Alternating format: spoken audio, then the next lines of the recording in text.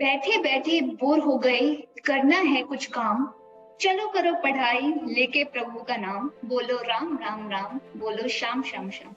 Hey guys, this is Rashmi and you all are welcome to IIT Chemistry Shiksha by Rashmi, an initiative to make quality education system accessible to all.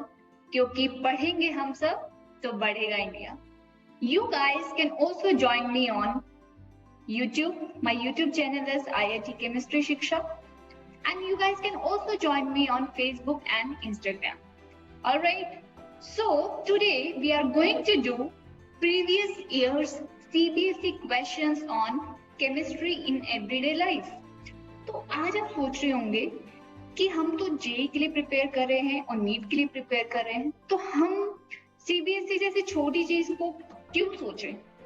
तो बेटा क्या होता है कि life में हमेशा backup plan तो होना ही चाहिए। आप जेई के लिए प्रिपेयर कर रहे हैं, नीट के लिए प्रिपेयर कर रहे हैं, that is good, but you should not neglect board examinations, क्योंकि उनमें स्कोर करना भी उतना ही इक्वली इम्पोर्टेंट है। क्योंकि जस्ट इन केस देखो इतने सारे एस्पिरेंट्स है, उसमें से कुछ ही बच्चों को जो है एडमिशन मिल पाता है, तो व्हाट अबाउट द रेस्ट?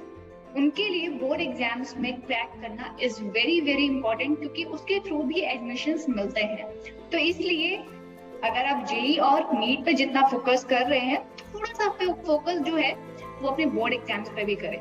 तो यहाँ पर इस प्लेटफॉर्म पे आपको सारे प्रीवियस ईयर सीबीएसई क्वेश्चंस मिलेंगे ऑन आईआईटी केमिस्ट्री शिक्षा। So without any delay, let's get started. First question on your screen is define the following. ये क्वेश्चन जो है 2017 में आया था, and the question is first is anionic detergents, and second is limited spectrum antibiotics, and third is antiseptics. Alright, so coming to the first part, anionic detergents are those whose anionic part is involved in cleansing action. Alright, anionic detergents क्या होते हैं? जिनका anionic part जो है वो cleansing action में participate करता है। And if I talk about the composition कि वो किससे बने होते हैं, they are sodium salts of sulfonated long chain alcohols और hydrocarbons और sodium salts of alkyl benzene sulfonates. Alright, they are sodium salt. वो sodium salt से बने होते हैं। किससे? वो sodium salt किससे derive हो रहा है? या तो अल्कोहल से या फिर alkyl benzene sulfonate से। Alright, इसको मैं एग्जाम्पल से बता दूं। देखिए नीचे देखिए, आपके पास है लोरियल अल्कोहल, जिसकी रिएक्शन आपने सल्फ्यूरिक एसिड के साथ करवाई, तो we got lauryl hydrogen sulphate, जिसकी रिएक्शन आपने एक्वस सोडियम हाइड्रोक्साइड के साथ करवाई, and we got sodium lauryl sulphate. Sodium lauryl sulphate, तो ये जो है सोडियम सॉल्ट है और ये किससे डिराइव हो रहा है? लॉन्ग चेन अल्कोहल से। तो इसलिए ये किससे डिराइव हो रहे हैं? लॉन्ग चेन अल्कोहल, और दे आर सोडियम सॉल्ट। और सेकंड मैंने आपके सामने एक एग्जांपल रखा है दो डिकाइल बेंजीन, जिसकी रिएक्शन आपने सल्फ्यूरिक एसिड के साथ करवाई, and we got dodecyl benzene sulphonic acid. उसकी रिएक्शन आपने करवाई एक्वस सोडियम हाइड्रोक्साइड के साथ, and again we got sodium salt, that is sodium dodecyl benzene sulphonate. और ये भी एक सोडियम सॉल्ट है जो कि डिराइव हो रहा है एल्काइल बेंजीन से। ऑलराइट, तो this is about anionic detergents. तो यहाँ से आपको जो है बोर्ड एग्जाम के लिए सबसे इंपॉर्टेंट टिप मिल रहा है कि बोर्ड में जो है ना, बोर्ड एग्जाम्स में आपको लंबी लंबी कहानियां नहीं लिखनी।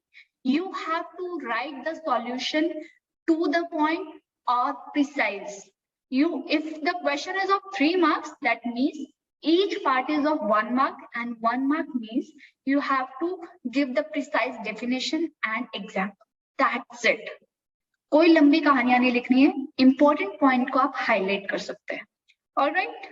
Now coming to the second part. अब हम second part की तरफ बढ़ते हैं।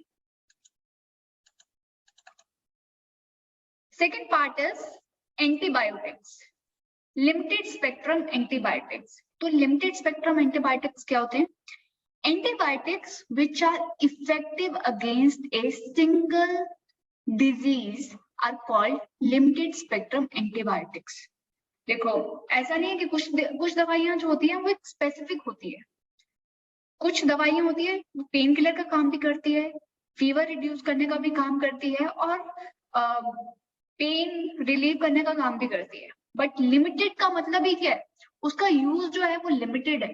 तो limited spectrum antibiotics are those which are effective against a single disease, for example penicillin G. You have to remember the example also. Alright, अच्छा board के exam में सबसे जो अच्छी बात कही जा सकती है वो ये है कि अगर आपने प्रीवियस ईयर 10 इयर्स के या 20 इयर्स के एक बार सॉल्व कर लिए ना, तो आपको बहुत से क्वेश्चन रिपीटेड मिले। और अगर आपने एक बार सॉल्व कर लिया तो चांसेस है कि आप उसको अच्छे से करके आओगे। तो 95% जो तुम्हारे मार्क्स है ना, वो प्रीवियस ईयर सॉल्व करने से ही तुम्हें आइडिया लग जाएगा कि कैसे आने वाला है paper. You can easily predict the paper कि कैसा पेपर आता है एक्चुअल में। Alright, now moving to the next part, antiseptics. So antiseptics are the chemicals which either kill or prevent growth of microorganisms. So they are the chemicals which either kill or prevent. या तो microorganisms को पूरी तरह से kill कर देते हैं या फिर उनकी growth होने को रोकते हैं। क्योंकि माइक्रोऑर्गेनिज्म जो है वो ही तो एक्ट कर रहे हैं हमारी बॉडी पे। तो एंटीसेप्टिक जो है उनकी ग्रोथ को या तो इनहिबिट कर देते हैं, स्टॉप कर देते हैं, या फिर वो कंप्लीटली माइक्रोऑर्गेनिजम्स को किल कर देते हैं। And if I talk about the application part, वो कहाँ पर अप्लाई किया जाता है antiseptics? So they are applied on the living tissues such as wounds, cuts, ulcers and diseased skin surfaces. Antiseptic कहाँ लगाया जाता है? जब भी आपको चोट लगती है, कट लगता है कोई भी, तो सबसे पहले आप एंटीसेप्टिक ही लगाते हैं ताकि जो कट वाला पार्ट है वहां से माइक्रो ऑर्गेनिजम्स अटैक ना कर पाए। तो examples are Furacin, Soframycin, tincture of iodine, iodoform, etc. So these are the examples given to you: terpineol, biphenyl, chlorozanilol. All these are examples of the above asked question. All right. So next question is paragraph based. इस question में आपको इस paragraph को read करना है और उस पे बेस्ड जो है क्वेश्चन सॉल्व करने हैं। Alright, so let's start it. Due to hectic and busy schedule, mister Angad made his life full of tensions and anxiety. तो मिस्टर अंगद की जो लाइफ है वो फुल ऑफ स्ट्रेस है और फुल ऑफ एंजाइटी है, और उसी की वजह से जो है वो स्लीपिंग पिल्स लेना शुरू कर देते हैं। स्लीपिंग पिल्स लेते हैं to overcome the depression. Depression को ओवरकम करने के लिए without consulting the doctor, doctor को भी कंसल्ट नहीं करते हैं। तो उनके जो एक दोस्त हैं मिस्टर दीपक, जो कि उनके एक अच्छे और क्लोज फ्रेंड है, वो मिस्टर अंगद को एडवाइस करते हैं कि भाई स्लीपिंग पिल्स मत ले, और उनको अपना लाइफस्टाइल चेंज करने के लिए मोटिवेट करते हैं। He told him to do yoga, meditation and some physical exercise. Mister Angad जो है अपनी फ्रेंड की एडवाइस को मानते हैं और कुछ ही दिनों के बाद उन्हें बेटर फील होना शुरू हो जाता है। ऑलराइट, तो ये आपने पैराग्राफ देख लिया। तो now coming to the questions. After reading the above passage, answer the following question. तो आपको ये क्वेश्चंस को है आंसर करना है। What are the two values, at least two, displayed by mister Deepak? आपको क्या लगता है कि मिस्टर दीपक में जो है वो कौन सी दो क्वालिटीज थी? तो first quality, as you can see, he was aware. उनको पता था कि ये जो स्लीपिंग पिल्स हैं उनको लेना अच्छी बात नहीं है, उससे बहुत ही उसके साइड इफेक्ट्स रहते हैं। तो ही वाज अवेयर, वो अपने दोस्त को लेकर कंसर्न थे, और उनका जो नेचर है वो हेल्पिंग नेचर था। Alright, so he was aware, concern and helping. So coming to the second question, why is it not advisable to take sleeping pills without consulting doctor? हम डॉक्टर की consultation के बगैर जो है sleeping pills क्यों नहीं ले सकते? Because it has side effects. इसके बहुत सारे साइड इफेक्ट्स होते हैं, और इसको लेने से हमारा एक जो स्लीप की जो प्रॉब्लम है, जो हमें नींद नहीं आ रही है, वो प्रॉब्लम तो सॉर्ट आउट हो जाएगी, but it can lead to unknown health problems, इससे हमें और हेल्थ प्रॉब्लम्स हो सकती है। तो बिना डॉक्टर की कंसल्टेशन के स्लीपिंग पिल्स नहीं लेनी चाहिए। Now coming to the third part, what are tranquillizers? Give 2 examples. So what are tranquilizers? They are neurologically active drugs or stress relievers जो डायरेक्टली हमारे ब्रेन पे इम्पैक्ट करते हैं और स्ट्रेस को रिलीव करने में हेल्प करते हैं। उन्हीं ड्रग्स को हम ट्रैंक्विलाइजर्स कहते हैं। And the most common example are Valium and Equanil. Alright, so this was about this question. Hoping it is clear. Let's solve our next question. So, question on your screen is, differentiate between disinfectants and antiseptics. So, what do you think is the difference between disinfectants and antiseptics? ये question 2012 में आया था. So, disinfectants और antiseptics जो हैं, उनका काम तो एक ही है। Alright, antiseptic अभी हमने एक क्वेश्चन में देखा था, they inhibit or prevent the growth of microorganisms or they kill the microorganisms completely. So disinfectants का काम भी वही होता है, but what is the difference between these two? So the difference is antiseptics are applied to the living tissues. Antiseptic जो है वो living tissues पे, लिविंग सेल्स पे अप्लाई होता है, such as wounds, cuts, diseased skin surfaces. ठीक है, wounds पे, cuts पे, diseased skin surfaces पे। और अगर हम बात करें डिसइंफेक्टेंट्स की, they are applied to non-living objects. Mind it. Disinfectants को हम एंटीसेप्टिक्स की जगह अप्लाई नहीं कर सकते हैं। यानी कि आप जो है डिसइंफेक्टेंट उठाया जो आप फ्लोर वगैरह पे लगा रहे हो, वही आप जो है कट लगने पर यूज कर लो। No, so disinfectants are applied to non-living objects such as drainage system, floors or instruments, etc.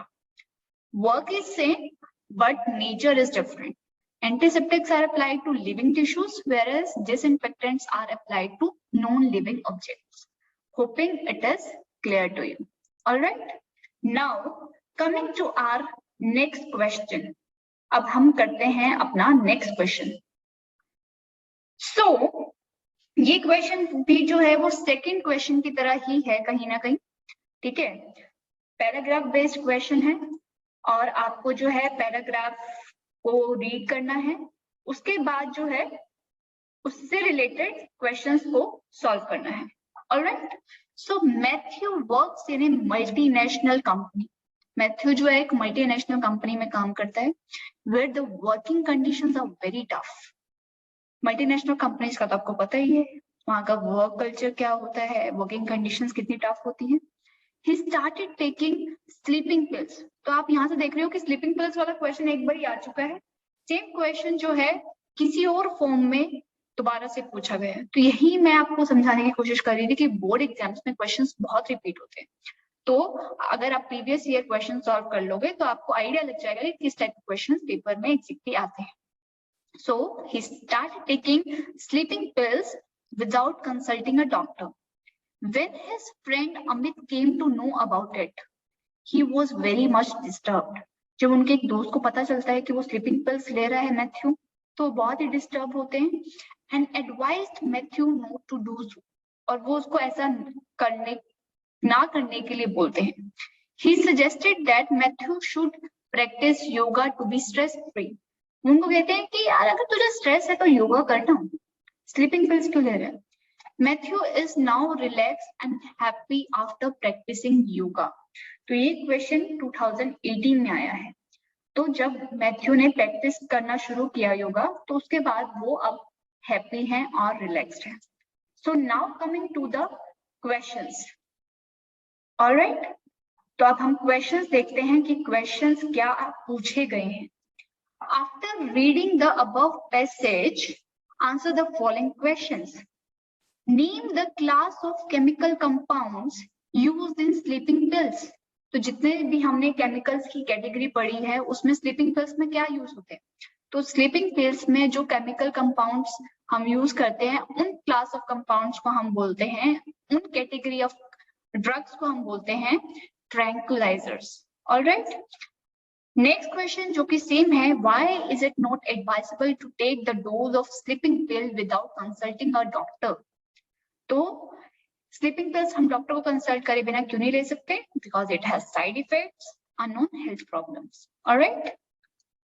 Now pick out the odd chemical compound on the basis of its different medicinal property. आपके पास 4 compounds दिए गए हैं, इसमें से किसकी medicinal property बाकी तीनों से डिफरेंट है? So we have been given luminal, seconal, phenacetin and equinol.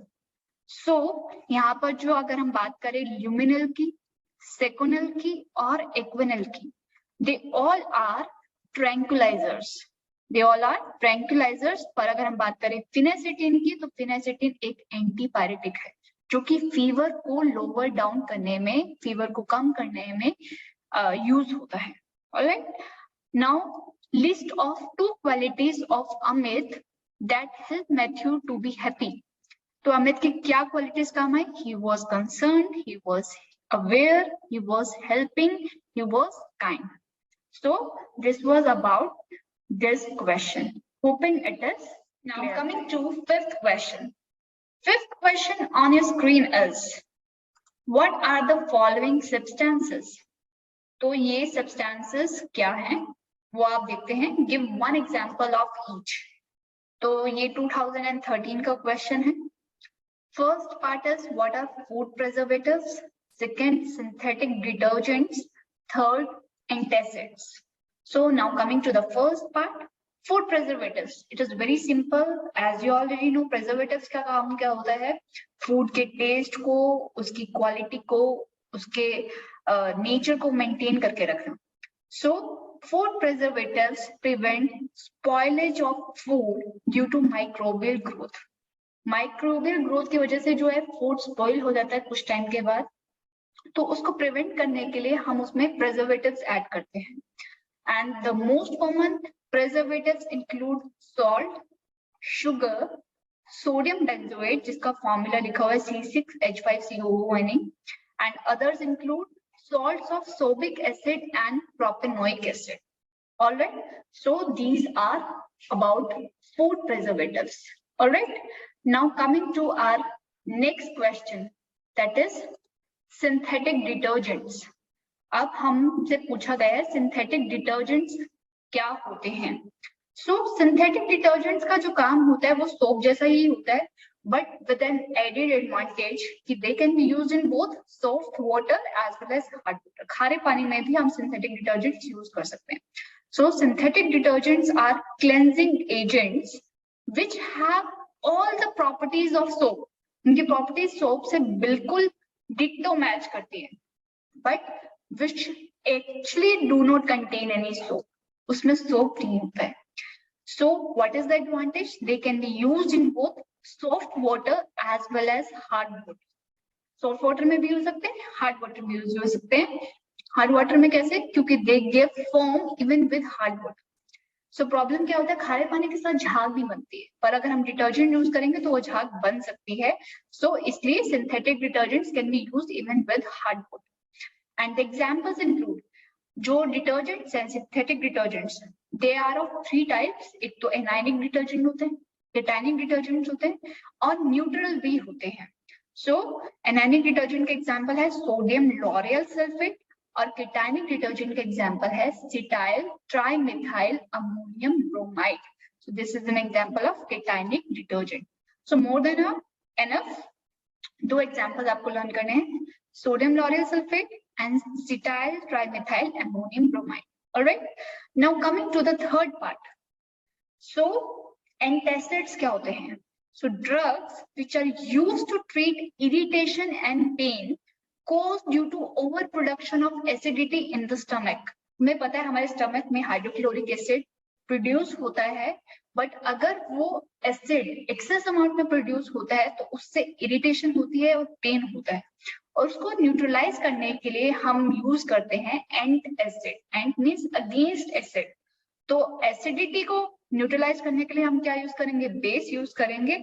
And the most common use antacids are sodium hydrogen carbonate or a mixture of aluminum and magnesium hydroxide. All right, remember the examples: sodium hydrogen carbonate or a mixture of aluminum and magnesium hydroxide. Hoping it is clear to you. All right, now coming to our sixth question. Sixth question is on your screen.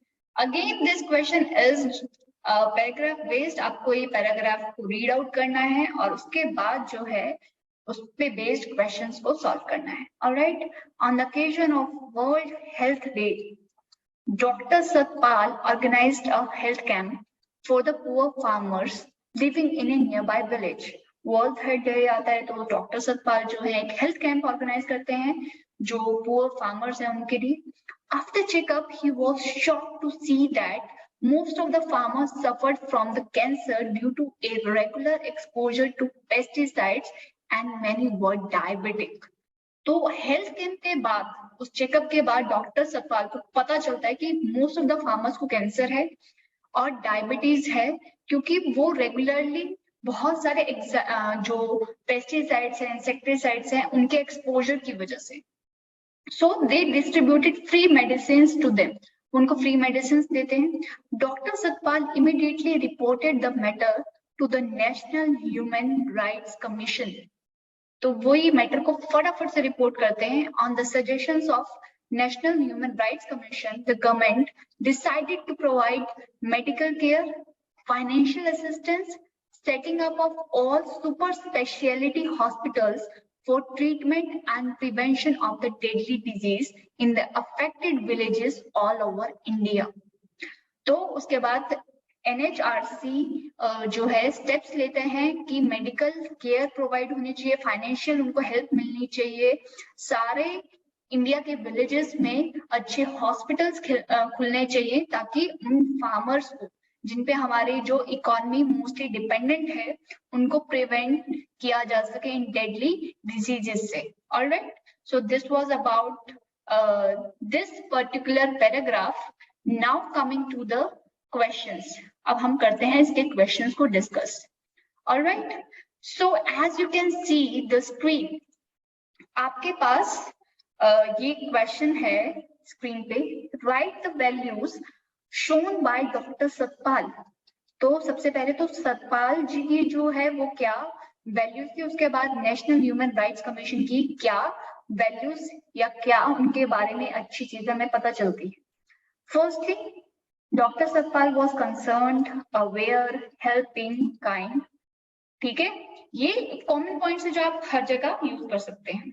उसके बाद NHRC, उनके बारे में पता चलता है कि ये जो एक ग्रुप है, ये जो एक ऑर्गेनाइजेशन है, बहुत ही ज्यादा रिस्पॉन्सिबल है, जो एक डॉक्टर के कहने पर उनकी बात को सुनते हैं, समझते हैं और एक्ट करते हैं. Alright, now coming to the second part. What type of analgesics are chiefly used for the relief of pains of terminal cancer. तो टर्मिनल कैंसर के पेन को रिलीव करने के लिए, पेन को रिमूव करने के लिए या फिर उसको कम करने के लिए हम किस टाइप के एनाल्जेसिक्स यूज करते हैं. So these are narcotic analgesic.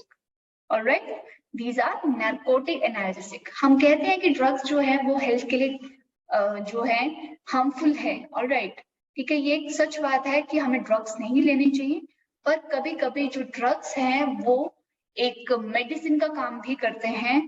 अब जो कैंसर से जो पेन होता है ना, वो बहुत ही ज्यादा एक्सक्रूशिएटिंग होता है. उसको कम करने के लिए नार्कोटिक एनाल्जेसिक सही प्रूफ होते हैं, तो इसलिए उनको टर्मिनल कैंसर को रिलीव करने के लिए नार्कोटिक एनाल्जेसिक लिया जाता है. Alright, now coming to the third point. Give an example of artificial sweetener that can have been recommended to diabetic patients. Diabetic patients आपको पता है कि वो शुगर नहीं ले सकते, शुगर इनटेक उनका बहुत ही कम होता है. But now coming to artificial sweeteners, substitute तो चाहिए ना शुगर का, तो उनको जो है आर्टिफिशियल स्वीटनर्स वैसे तो बहुत सारे हैं, but it is recommended to take saccharin. All right, so this was about this question. So next question is very simple.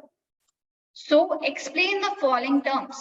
आपको ये जो टर्म्स दी गई हैं उनको विद एग्जांपल्स एक्सप्लेन करना है.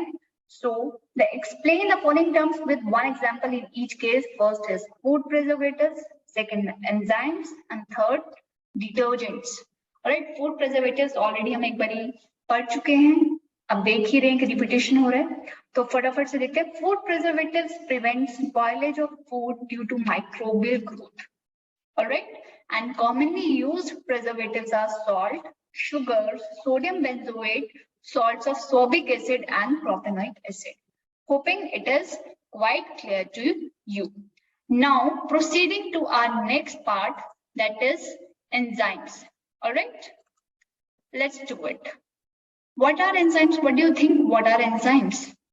तो हम कैटलिस्ट के बारे में तो ऑलरेडी पढ़ ही चुके हैं कि कैटलिस्ट क्या होते हैं, जो रिएक्शन के रेट को इंक्रीज करते हैं. But if I talk about enzymes, जो बॉडी में हमारी रिएक्शंस हो रही हैं, डिफरेंट काइंड ऑफ रिएक्शंस, उनको अगर कैटलाइज करना है तो उसके लिए हम बायोलॉजिकल कैटलिस्ट यूज करते हैं और उन्हीं को हम जो है एंजाइम्स बोलते हैं. Alright, so let's talk about the definition. Enzymes are biological catalyst or catalyst within living cells. So they are specifically called as biological catalyst because they catalyze the biological reactions or the reaction taking place in living bodies. All right, they increase the rate of chemical reactions without being consumed or permanently altered themselves. वो reaction के rate को increase करते हैं पर वो खुद consume नहीं होते हैं और ना ही वो ऑल्टर होते हैं, ना ही उनका नेचर जो है वो चेंज होता है. Alright, now coming to the examples. Proteins, most common enzymes are proteins, and next example is amylase which break down carbohydrates and starch into sugar. जो हमारी बॉडी में कार्बोहाइड्रेट्स या स्टार्च हैं उनको शुगर में कन्वर्ट करने के लिए enzyme use होता है, that is amylase. All right, now coming to third part, that is detergents. Detergents भी हम already पढ़ चुके हैं कि detergents क्या होते हैं. They are cleansing agents which have all the properties of soap but which do not actually contain soap. They can be used both in salt water as well as hard water, and they do not and they form even with hard water. उनका advantage क्या है कि वो खारे पानी के साथ भी झाग बनाते हैं. Example include sodium lauryl sulphate and cetyl trimethyl ammonium bromide. Alright, so this was about this question, this particular question. Hoping it is clear to you. Now we will move on to our next question. So this question is also very simple. Let's do it. First part is what type of drug is used in sleeping pills. Sleeping pills में हम कौन से drugs लेते हैं, ये question भी बहुत बारी repeat हो चुका है. So first answer is tranquilizers. All right, tranquilizers are the drugs which are used in sleeping pills because they are used to treat stress, anxiety and mental diseases. वो stress को relieve करने में, anxiety को relieve करने में helpful होते हैं. Now coming to the second part, what type of detergents are used in toothpaste. Toothpaste में जो है कौन सी टाइप के डिटर्जेंट्स यूज होते हैं? सीरियसली? ऑलराइट, देखो टूथपेस्ट जो है वो हमारे टीथ को क्लीन करने के लिए यूज होता है, तो वो भी एक क्लेंजिंग एक्शन का, क्लेंजिंग एजेंट का काम कर रहे हैं, इसलिए उसमें भी डिटर्जेंट्स यूज होते हैं. So but now the question is what type of detergents. So we use anionic detergents in toothpaste. Always remember this. We use anionic detergents in toothpaste. Now, third question is why the use of Elitane as artificial sweetener is not recommended. अभी मैंने बताया था कि diabetic patients को recommend किया जाता है saccharin as a sugar substitute. Alitame को हम प्रेफर क्यों नहीं करते हैं? Because it is difficult to control the sweetness of food. Alitame जो है वो इतना ज्यादा मीठा होता है, इतना ज्यादा मीठा होता है कि जिस भी फूड में उसको डाला जाए उसकी स्वीटनेस को कंट्रोल कर पाना बहुत मुश्किल होता है. It is 2000 times, can you believe it? It is 2000 times sweet as compared to cane sugar. cane sugar मतलब गन्ना जो इतना मीठा होता है उससे भी ज्यादा मीठा होता है एलिटीन. So it is not required. Next question, which is on your screen. So you have to define the following terms and you have to give the suitable examples in each. All right. So the question on the screen is define the following terms with a suitable example, that is broad spectrum antibiotic, disinfectant, and third is cationic detergents. All right. So पहले देखते हैं broad spectrum antibiotic. आपने limited spectrum antibiotic तो देख लिया. Limited का मतलब था जिस एंटीबायोटिक को हम एक स्पेसिफिक डिजीज के लिए ही यूज कर सकते हैं. ब्रॉड का मतलब उसका उल्टा, मतलब कि आप एक सिंगल दवाई को बहुत सारे डिजीजेस को क्योर करने में यूज कर सकते हैं. Alright. So antibiotic which kill or inhibit a wide range of gram-positive and gram-negative bacteria are called broad-spectrum antibiotic. All right. Example is chloramphenicol. It is the most common example of broad-spectrum antibiotic because it can be used to treat acute fever, dysentery, typhoid, etc. All right. So antibiotics which can be used against a wide range of diseases are called as broad spectrum antibiotics. All right. Now coming to our second part, that is disinfectant. Disinfectant हम already पढ़ चुके हैं. Disinfectant और antiseptic same होते हैं, but उनका difference हमने देख लिया था. So the chemicals which either kill or prevent the growth of microorganisms are called disinfectants, but they are applied to non-living objects. Disinfectants are specifically applied to non-living objects such as floors, drainage system, instruments, etc. And the most common example of disinfectant is 1% solution of phenol. 1% solution of phenol is used as an antiseptic. All right. So now coming to our next part, that is cationic detergents. So what are cationic detergents? Cationic detergents are those whose cationic part is involved in cleansing action. तो देखो किसी भी चीज में दो part होते हैं, तो पॉजिटिव पार्ट और एक नेगेटिव पार्ट. एनानिक डिटर्जेंट में जिसका एनानिक पार्ट इन्वॉल्व हो रहा है क्लेंजिंग एक्शन में, और कीटानिक डिटर्जेंट वो जिसका कीटानिक पार्ट जो है क्लेंजिंग एक्शन में इन्वॉल्व हो रहा है. If I talk about the composition, they are quaternary ammonium salts of amines with acetates, chlorides और ब्रोमाइड्स एज एनायंस. तो अमीन्स हमें पता ही है. अमीन्स में जब हम क्वाटरनरी अमोनियम सॉल्ट बनाते हैं, quaternary ammonium salt, ammonium ion तो आपको पता ही है, this is the ammonium ion. अब इसमें हाइड्रोजन को रिप्लेस कर दिया है these groups, these are the different groups which are replaced. तो ये जो चार हाइड्रोजन है उसको हमने रिप्लेस कर दिया क्वाटरनरी अमोनियम सॉल्ट. और ये जो एनायंस है, एनायंस कुड बी क्लोराइड, यहाँ पर क्लोराइड भी हो सकता है, ब्रोमाइड भी हो सकता है और एसीटेट भी हो सकता है. Alright. So these are the cationic detergents. An example is cetyl trimethyl ammonium bromide, and the structure has been given to you below. All right. So this was about this question. चलो बच्चों पढ़ाई तो बहुत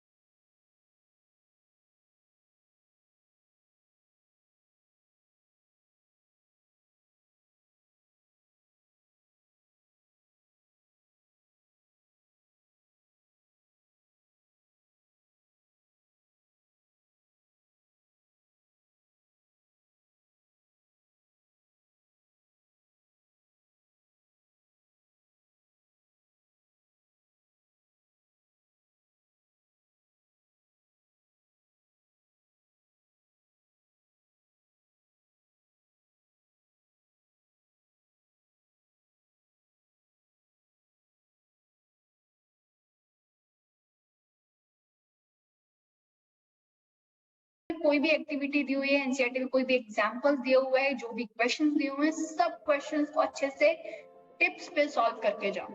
try to complete organic part first as it requires maximum revision. सबसे ज्यादा revision जो है organic chemistry में चाहिए होती है, तो उस पार्ट को सबसे पहले अच्छे से फिनिश किया करो, ऑलराइट। उसके बार बार रिविजन किया करो। Make it a habit to plan your answers in rough, how you attempt the paper that matters the most. तो बहुत से बच्चों के आंसर्स तो आते होते हैं, पर उन्होंने कभी रिटन में प्रैक्टिस नहीं की होती।